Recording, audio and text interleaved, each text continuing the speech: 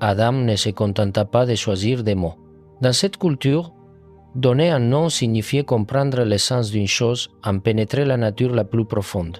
Il déchiffrait la vie elle-même, interprétant le langage secret de la création. Chaque créature était pour lui un livre ouvert, chaque forme de vie un fragment de la pensée divine. Pendant près de 1000 ans, il observa, étudia et contempla la réalité avec une clarté qu'aucun esprit moderne ne peut concevoir. Il vit la Terre dans sa pureté originelle, saisi des lois et des connexions que nous ne faisons aujourd'hui que deviner. Son savoir n'était pas une théorie, c'était une expérience vivante. Et dans cette connaissance intemporelle se cache la nostalgie de ce que nous avons perdu, l'union intime entre l'homme et le mystère de la création. Chaque créature, chaque arbre, chaque mouvement du vent était pour Adam un texte à déchiffrer, une page écrite par les doigts de Dieu.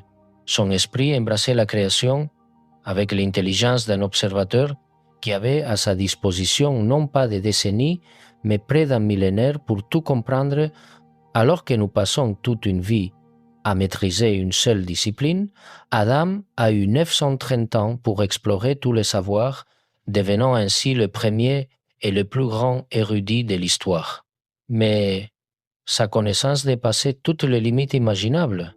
Il fut témoin du premier acte de biologie divine lorsque Dieu le plongea dans un sommeil profond et à partir de son côté façonna un autre être vivant.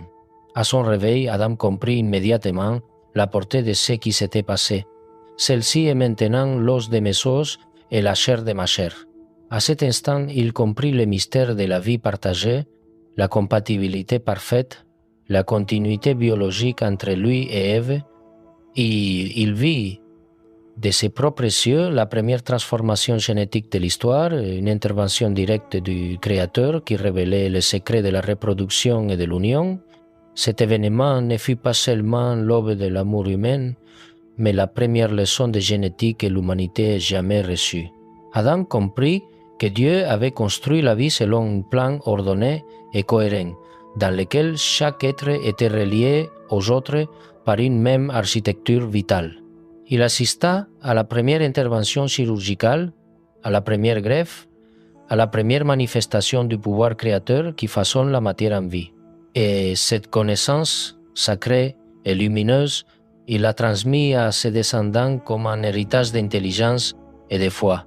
Il vécut assez longtemps pour voir 8 générations naître et grandir sous son regard.